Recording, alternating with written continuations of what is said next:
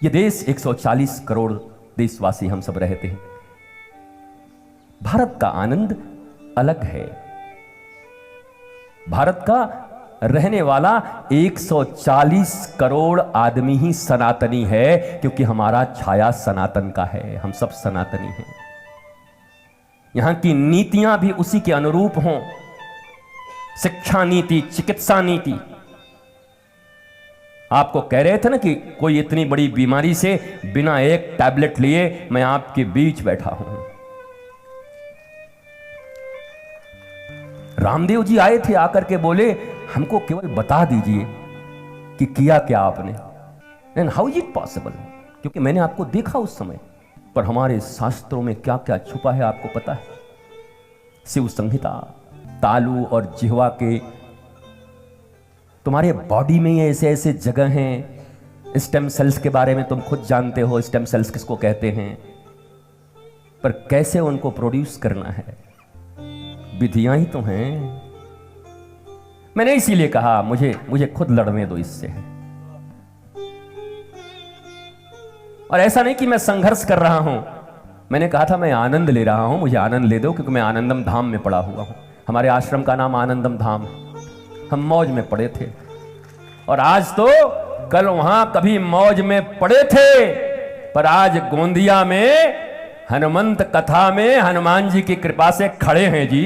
अब खड़े होकर आपके साथ को नहीं जानत है जग में कभी संकट मोचन नाम तिहारो। मैं जानता हूं कि 3 दिनों में हनुमान जी की एक चौपाई का भी वर्णन करना कठिन है। अरे एक चौपाई थोड़ो, जय हनुमान ज्ञान गुर सागर, जय पर ही नहीं कर पाएंगे। श्री गुरु चरण, श्री 360 से ज्यादा अर्थ होते हैं श्री के। श्रृणोति आश्रित जन दुखम इति श्री। जो आश्रित जनों का दुख सुनती है उनको श्री कहते हैं। श्री की ही व्याख्या नहीं हो पाएगी, श्री गुरु चरण सरोज कहां से हो पाएगा। इसलिए सत्संग करो, और सत्संग करो तो केवल एंटरटेनमेंट हो ना। एंटरटेनमेंट, नॉलेज ही तो एंटरटेनमेंट है। जो जितना नॉलेजफुल है उतना एंटरटेन कर रहा है अपने आप को, मस्त है। और जो जितना अज्ञानी है उतना हाय हाय कर रहा है। ज्ञान ही एंटरटेनमेंट है, रियल एंटरटेनमेंट। ये फॉल्स है, ये सब भुलाने वाले हैं। 2 घंटे 2.5 घंटे है। आपको जानकर आश्चर्य होगा कि वो जो चार्ली चैपलिन था, दुनिया का सबसे दुखी आदमी था। आपने कभी पढ़ा है चार्ली चैपलिन के विषय में? बोला कभी जीवन में हंसा ही नहीं बेचारा। इतना दुख था उसको भीतर से। दुनिया को हंसाने वाला आदमी खुद इतना दुखी था, एक्टिंग करता था। और यहां स्वर शामक सम्राट कहें, साम्राज्ञी कहें, लता मंगेशकर जी ने अपने जीवन के अंतिम क्षणों में जो बात कही, वो तो प्रत्येक भारतीयों को याद रखना चाहिए। और वो बात कहते समय उनके चेहरे के दर्द को भी देखना चाहिए, जब उन्होंने ये कहा कि मैं दोबारा लता मंगेशकर होकर के जन्म नहीं लेना चाहती हूं। क्योंकि लता मंगेशकर होने का दर्द क्या है वो सिर्फ लता मंगेशकर जानती। हम तो दुनिया में इतना देखते हैं, वाह उनको क्या कमी होगी। क्या लता मंगेशकर मतलब भारत की सबसे बेस्ट गायिका, क्या वो सेलिब्रिटी हैं, क्या उनकी पूछ है। पर लता जी के आवाज में, और जो फेस रीडर या जो समुद्र शास्त्र पढ़े हैं, ये जो फेस रीडिंग है ना, ये हमारे समुद्र शास्त्र में है। ये विदेशी लोग 1-2 श्लोक उठाए हैं, उसी से उन्होंने लिख दिया बॉडी लैंग्वेज। 2 श्लोक उठा के बॉडी लैंग्वेज लिख दिया। ऐसे 360 श्लोक हैं हमारे यहां पर। समुद्र शास्त्र जो पढ़ेगा वो बैठे हुए आदमी का स्टाइल देख के बता देगा कि ये भीतर कटकटा रहा है कि मटमटा रहा है कि चटपटा रहा है कि कुछ और खटखटा रहा है। तो लता जी होकर के जन्म नहीं लेना चाहती। आइंस्टाइन होकर जन्म नहीं लेना चाहता। आइंस्टाइन ने भी कहा हम आइंस्टाइन नहीं बनना चाहते दोबारा। इंटेलिजेंस के इस ऊंचाई पर पहुंचे लोगों के जीवन में कौन सा कमी और दर्द रह गया। एंड सेलिब्रिटी शब्द तो मैंने कहा कि सेलिब्रिटी तो उन्हीं के लिए प्रयोग करो जिनका लाइव सेलिब्रेशन है, एवरी मोमेंट जो सेलिब्रेट कर रहे हो। जीवन एक उत्सव। कोई गाली दे रहा है तब भी प्रसन्न हो रहा है, तो बहुत बढ़िया गाली देता है। मुझे किसी को गाली दिलवाना होगा तो तुम्ही से दिलवाऊंगा। हाँ, आपको कोई गाली दे तो उसको प्रसन्न होकर सुना करो। बोला हमको कभी दिलवाना होगा तो आपको बुक करेंगे। क्या कीमत है आपका बताइए तो। जो हर मोमेंट को सेलिब्रेट कर सके, वो रियल सेलिब्रिटी है। बोला गुरुजी ये बड़े सेलिब्रिटी हैं, इनके 20 मिलियन व्यूअर्स हैं, तो हम क्या करें? तो बाप बाप कर रहा है भीतर में। 5 मुकदमे हो गए हैं उस पर फ्रॉडिज्म के। 5 लोग धमका रहे हैं कि तेरे को बर्बाद कर देंगे, तू जानता नहीं है। उस सेलिब्रिटी है कि दुख बेटी है, दुख में मर रहा है बेचारा भीतर से।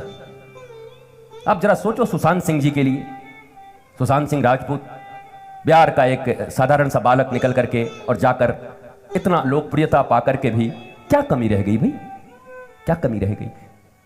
ठीक है, ये पता नहीं है कि मर्डर हुआ कि सुसाइड हुआ, पर ये तो पक्का है ना कि ड्रग्स तो घुसा हुआ था कहीं ना कहीं। तो आप सेलिब्रिटी उनको कैसे कह सकते हो? आपके अगर पांव खराब हों तो आप बैसाखी लेकर चलते हैं तो लोग कहते हैं दिव्यांग। पहले उसे विकलांग कहते थे, अब हमने ये शुरू किया कि नहीं दिव्यांग है, उनका ये अंग नहीं है, विकलांग हैं ये।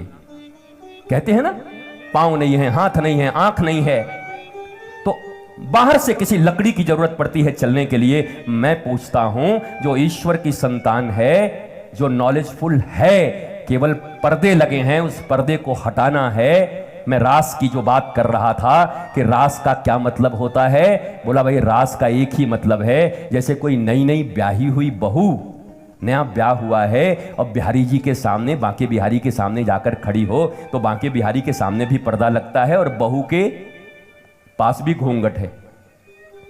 अब बहू खड़ी हो गई, सब इंतजार कर रहे हैं, बिहारी जी का पर्दा हटा, सबने दर्शन तो किया पर बहू ने नहीं किया, क्योंकि बिहारी जी ने तो अपना पर्दा हटा लिया पर बहुरानी का पर्दा अभी भी पड़ा हुआ था और स्वयं के हाथों से वो हटा भी नहीं पा रही थी क्योंकि अभी भी मेहंदी हाथों में लगी थी। तो क्या करे, उस समय उसका पति आता है और धीरे से घूंघट उठा देता है। परमात्मा ने अपना घूंघट हटाया और इधर से पति ने घूंघट हटाया और दोनों के दर्शन हो गए। ऐसी दुनिया में एक बात समझ लेना, महाराज किसको कहते हैं? तुम क्या हो, तुम्हारे ऊपर क्या पर्दा पड़ा हुआ है? वासना का। और परमात्मा ने अपने ऊपर किसका पर्दा डाला हुआ है? माया का। उनका एक नाम मायापति है, इसलिए वो माया का पर्दा अपने ऊपर डालकर रखते हैं कि सब कोई उनसे न मिल सके। तुम्हारे ऊपर वासना का पर्दा पड़ा हुआ है, इसलिए तुम देख नहीं पाते। कभी कभी कृपा करके अगर अपने माया का पर्दा परमात्मा हटा भी लेता है, तब भी तुम्हारे वासना के पर्दे के कारण तुम उनका दर्शन नहीं कर पाते। पर उसी समय पति के रूप में कोई सदगुरु आकर के तुम्हारे घूंघट को हटा देता है, तुम्हारे वासना को मिटा देता है, तो तुम भी बिहारी जी का दर्शन कर लेते हो। इसी को महाराज कहते हैं।